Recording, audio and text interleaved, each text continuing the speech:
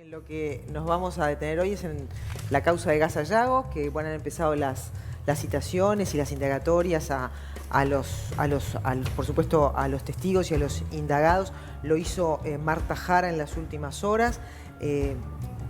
Reivindicó allí los gastos que se están planteando y se están cuestionando. Recuerden que es una denuncia presentada por las autoridades actuales de UTE y de Antel por presuntas irregularidades de ANCAP, perdón, gracias Jimé, por las presuntas irregularidades en el manejo de esos fondos, en los gastos y lo que se está señalando por parte de los denunciantes es las pérdidas por 213 millones en la obra frustrada finalmente de la regasificadora. Jara, ex gerenta general, ¿no? Jara, ex gerenta general de Gas Sayago. Y bueno, y también en las últimas horas como testigo ha declarado el ex director de Energía, Ramón Méndez, a quien saludamos y agradecemos su presencia en el programa. ¿Cómo estás, Ramón? Con ustedes. Bienvenido. Bueno, fuiste a declarar como testigo respecto a todo lo que fue el proceso de evaluación técnica, ¿no? Tú participaste de ese proceso y dentro de las preguntas que te hicieron, vos lo que contestaste es que seguís sosteniendo que fue rentable y hubiese sido muy rentable ese proyecto para el Uruguay, ¿no? Por todo lo que significaba el gas natural para el Uruguay. Pero fuiste contra Antía, ¿no? Porque Antía, como exdirector, también lo habían llamado. Antía dijo que en su momento no acompañó ese proyecto porque no estaban claros algunos detalles técnicos, ¿no? ¿Qué impresión te deja esto que dice Antía y por qué vos decís que no? Porque en definitiva, claro, uno ve esos números y dice, pero esto es un descontrol. La empresa seguía funcionando ya sabiendo que el proyecto no se iba a concretar, ¿no? Bueno, a ver, ¿por dónde comenzar con todo esto? Primero, a mí me da mucha tristeza esto que está pasando, porque creo que tenemos tantas cosas buenas para rescatar de todo lo que ha ocurrido en este país en los últimos años en relación al tema energético. Somos ejemplo en el mundo en relación a la introducción de energías renovables, a la lucha contra el cambio climático. Hemos reducido en $500 millones todos los años los costos de la energía en nuestro país gracias a esto. Entonces, que estemos buscando, seguramente, yo creo que por fines electorales en su momento, buscar problemas donde yo creo que no lo sabía, a mí me da pena. El tema de la regasificadora es un tema que fue resuelto y seguido por unanimidad del sistema político uruguayo. La decisión de tener gas natural es algo que desde los años 90 estamos intentando hacer. La decisión de crear Gas Sayago se tomó por unanimidad. En Gas Sayago, en el directorio, había en pie de igualdad representantes del gobierno de aquel momento y de la oposición de aquel momento, hoy gobierno. Las principales decisiones que se tomaron por unanimidad, desde la contratación del personal, la propia creación de Gas Sayago, la realización del llamado internacional, el contrato que firma Gas Sayago con la empresa adjudicada, todo eso se tomó por unanimidad. Entonces, a mí me da tristeza que ahora, por un detalle importante, que voy a decir cuál es, se teja toda una cantidad, una maraña de lo que podríamos llamar verdades alternativas. Seguramente dentro de algunos años esto se volverá a analizar, va a haber seguramente algunos investigadores, periodistas que van a ver la globalidad y van a ver de qué manera se ha tergiversado muchas cosas de la verdad en relación a lo que se está diciendo hoy en día. Como por ejemplo, que esos famosos pilotes enterrados de dinero uruguayo. Ese dinero no es uruguayo, ese dinero que está enterrado ahí es la obra que hizo una empresa privada que fue contratada por el Estado uruguayo y a la cual el Estado uruguayo nunca le pagó ni un peso. Y es más, esa empresa que fracasó en su proyecto tuvo que pagarle al Estado uruguayo $100 millones que quedaron en las arcas del Estado uruguayo. Hicimos plata. O sea, hicimos plata con Gas Sayago. No digo que hicimos plata con Gas Sayago, lo que estoy diciendo es que no es cierto, no está dicho en ningún informe técnico ni nada por el estilo que se hayan perdido 212 o 215 millones de dólares, eso no es así, no es verdad, no hay ningún informe técnico que diga eso. ¿Se puede probar que no es verdad eso? Por supuesto, ¿Cómo se puede porque probar? el propio informe técnico de PwC no dice que se hayan perdido 200 millones de dólares. Pricewaterhouse, bueno, dice eso. No dice eso. ¿Y qué es lo que dice? Los invito a que ustedes lean ese informe. El informe lo que dice es que se gastaron 200 millones de dólares. Si yo gasto 200 y recibo, digamos, 250, no perdí 200 millones. Pero ¿no es cierto? Si quedó nada la obra. Entonces vamos a analizar qué fue lo que efectivamente sucedió. Lo que efectivamente sucedió fue que el Estado uruguayo, a través de Gas Sayago y de todo su sistema político, resolvió contratar una empresa para construir una regasificadora. Unos bandidos también, ¿no? Estabas hablando de OAS. No, qué estoy se hablando trata? de GDF Suez, De GDF Suez. una de las principales está bien, empresas no, está bien. petroleras del mundo. Que contrata a OAS. ¿o Que no? esa empresa que gana la licitación con el Estado uruguayo subcontrata a OAS. OAS. OAS era hasta ese momento una de las principales empresas constructoras de América Latina, que había desarrollado proyectos en más de 20 países de América Cana Latina, está preso. donde no había Pará, ni una vinculada sola, al Lavallato, según dice donde no había ni Casaravella. una sola denuncia contra OAS hasta el momento en que se toma la decisión de aceptar que la empresa belga subcontratara a OAS. O sea, y Hasta en ese ese momento salta no lo de- había lo ni de una Lavallato. sola discusión, ni una sola discusión. No hay ni una sola referencia de nadie que haya dicho en ese momento, no, ¿cómo van a permitir que los belgas subcontraten a OAS que tiene corrupción? Nadie dijo eso porque no se sabía. Un tiempo después, unos meses después, salta lo del Lavallato. OAS se muestra que en muchos lugares de América Latina había pagado coimas, había recibido coimas, había hecho todas las cosas que se hicieron. Incluía acá, Entonces, incluía el Uruguay también. ¿Incluía el Uruguay? Perdón. Hablaba del Uruguay, hablaba que había hablado con un... ¿Quién hablaba? Un jerarca que no se sabía quién era A ver, bien. vamos a ver las cosas porque así es como se construyen las verdades alternativas, para usar las palabras de Trump, ¿no? Había. ¿Qué es lo que había? ¿Quién dijo que había? Aparentemente, un testigo protegido en Brasil Sí. habría dicho que OAS habría tenido una conversación con el secretario, no me acuerdo cómo era, un cargo inexistente Que se sospechaba en Uruguay, de quién era, ¿no? que se sospechaba que esa persona... Bueno, a ver, ha quedado totalmente claro que eso era imposible. ¿Por qué? Porque no es el Estado uruguayo que contrata a OAS en esa No, obra.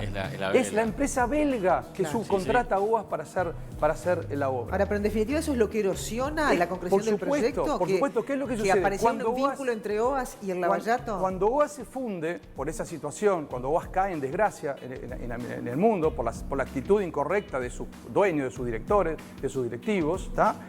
OAS abandona la obra. Y al abandonar la obra, la empresa belga se ve frente a la dificultad de que no tiene a su principal, que era su principal subcontratada, que tendría que ponerse a buscar otra vez un reemplazante. Eso era demasiado costoso y la empresa belga resuelve abandonar la obra. Lo que él estaba previsto, y estaba previsto que en ese caso tenía que pagarse 100 millones de dólares, que los pagó efectivamente. Todo eso está también en los informes. Claro, no pero- estoy inventando pero nada. acá lo que está en Todo tela eso de está en los juicio informes. es todo lo que pasa después. Porque Sí, la continuidad de la obra. sosteniendo un gasto que ya no tenía sentido, Entonces, ¿no? la discusión que uno puede tener, la cual yo ya no participé, yo me fui en el año 2015, pero no me quiero lavar las manos. La discusión que uno puede tener es si se siguió intentando demasiado tiempo volver a tener la posibilidad de con otro mecanismo poder construir la regasificadora. Y ahí se da otro tema que también es otra de las verdades alternativas. Aparentemente, alguien salió a decir que sin Argentina la obra no era posible, cosa que tampoco es verdad. Los informes técnicos que Es teníamos... el cliente número uno. No era el cliente número uno. El proyecto y los informes técnicos son contundentes diciendo que sin la participación argentina, el proyecto solamente con el mercado uruguayo era rentable. Si además le agregamos la posibilidad de venderle excedentes a Argentina, podíamos llegar a ganar hasta 2.000 millones de dólares. Pero no hay ni un solo informe que diga que sin la participación argentina, el proyecto en aquel momento no era El rentable. propio presidente dijo que la había macaneado, Mujica, ¿no? Yo no sé lo que dijo el presidente, no lo escuché decir al presidente, lo que sí yo quiero es que se vean las cosas, los hechos objetivos que efectivamente ocurrieron. Ahora, ¿y cómo Los informes técnicos. Sí. ¿Por qué todo el sistema político en su momento votó afirmativamente, los directores del gobierno y de la oposición votaron para que se firmara un contrato para construir una regasificadora que iba a costar 1.000 millones de dólares? ¿Eran todos suicidas? No, simplemente porque se basaron, en particular, en el momento de la adjudicación, hubo una comisión de 21 expertos de 7 organismos públicos diferentes, incluyendo profesores de la Universidad de la República, asesorados por las principales empresas extranjeras expertas en estos temas, que aconsejaron por unanimidad que efectivamente había que adjudicar ese proyecto. ¿Pero no ha faltado información respecto al riesgo de esta inversión? ¿No ha faltado información? Yo no creo que haya faltado información. O sea, lo que sucede siempre en cualquier proyecto, que es a siguiente 20 años del país, uno tiene que tomar decisiones con la información que tiene hoy, naturalmente. La evolución de la información, la situación puede ir cambiando a lo largo de los años y a veces el negocio termina siendo mejor de lo que se pensaba, a veces igual o a veces peor. Eso siempre sucede. cuando uno toma decisiones para el futuro, tiene o tiene la bola de cristal o trata de tener la mejor información disponible sobre lo que puede llegar a ¿Te pasar. entendido? Vos te fuiste en 2015, lo que pasó de 2015 a ahora, vos podés opinar, pero... Yo opino como uruguayo, Como un lo que pasó en observador. 2015 como un Ahora, observador. porque se gastaron como 10 millones de dólares en sueldos, es decir, se siguió sosteniendo toda una estructura Sí. de gastos en funcionamiento, cenas, yo qué sé, por allí Los se le, sueldos. se le Capacitaciones. preguntó a Jara sobre los masajes que recibían los funcionarios y Sí. todo un tema de salud laboral y todo lo demás. Hay mucho color Que puesto en eso todo tiene eso, que ver ¿no? con los protocolos que ya traen las empresas, Hay ¿no? mucho color puesto en todo eso, porque una cosa es hacer masaje, otra cosa es la salud ocupacional, Sí. una cosa es despilfarrar dinero, otra cosa es capacitar a gente Pero ¿qué para habría un que haber proyecto. hecho vos como un experto en estos temas y como Yo lo partícipe en algún que momento? te puedo decir es lo siguiente. ¿No hay que haber parado, digamos, Lo que te esto puedo decir es lo antes? siguiente. Mis alumnos en el posgrado de Ingeniería de la Energía de la facultad te van a decir que había que agotar los mayores esfuerzos para poder tener gas natural. El gas natural lo vamos a precisar. El gas natural es el energético que más está creciendo en el mundo después de las energías renovables, porque es el complemento de las energías renovables en la lucha contra el cambio climático. Entonces, cuando nosotros sigamos creciendo nuestra demanda de energía en los próximos 20 años del país, vamos a precisar complementar las energías renovables con gas natural. Si no es ahora, en el futuro van a volver a haber intentos de tener gas natural en nuestro país, como ¿Por los qué no se tenemos desde pudo- la década del 90. ¿Por qué no se pudo retomar otro proyecto? ¿O cuáles son las aspiraciones con esto a mitad de camino? Cambiaron muchas expectativas, ¿no? Y yo quiero volver al tema específicamente de la Argentina, porque me parece que es un tema bien interesante. ¿Por qué se intentó tener a Argentina a bordo? Y yo decía el siguiente ejemplo. Si yo quiero poner una fábrica de caramelos, obviamente voy a intentar que se asocien los padres de los niños, porque así fidelizo una clientela. Pero si los padres de los niños no son socios míos y los niños quieren caramelos, igual voy a poner la fábrica de caramelos. Algo parecido pasó con Argentina. Nosotros, como teníamos la posibilidad de, además de para nuestra propia demanda, venderle gas a Argentina, porque Argentina es un enorme demandante insatisfecho de gas natural, entonces pensamos en asociarnos con Argentina para que ellos también participaran de la inversión.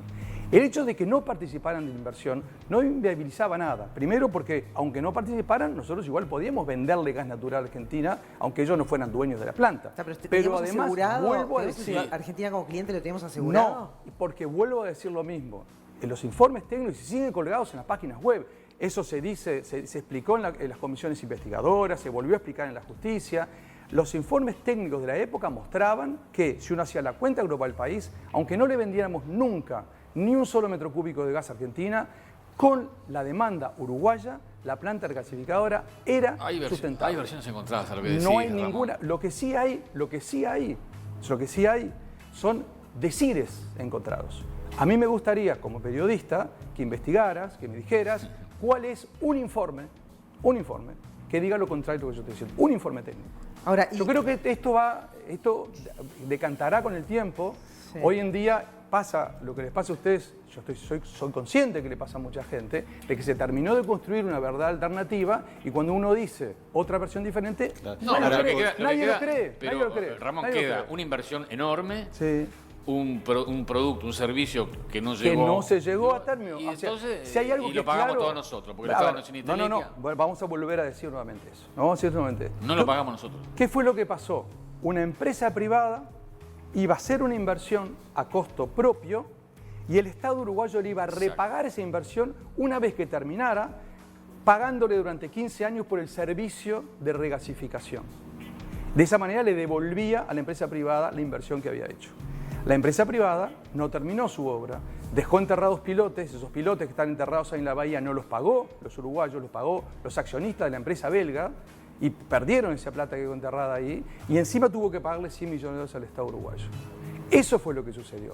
Que en el camino, además, el Estado uruguayo haya tenido que tener gastos, sí, por supuesto, creó Gas Sayago, contrató estudios, contrató gente, y eso naturalmente hizo Claro, en eso, parte eso algunas es obras, lo que está en y tela eso de juicio en este indudablemente, momento, claro. todo ese gasto y eso posterior claro, por supuesto. para Pero pará, asegurar Ramón una está- sostenibilidad sí, de pero un proyecto por que era supuesto. Ramón está justo diciendo que para nos Uruguay. dieron 100 palos. Nos Pará. dieron 100 palos. Sí. Entonces hagamos la cuenta, capaz que hicimos una moneda con esto. No hicimos moneda, lo quiero decir con claridad, lo quiero decir con toda claridad para que no quede ninguna duda de lo que yo estoy diciendo.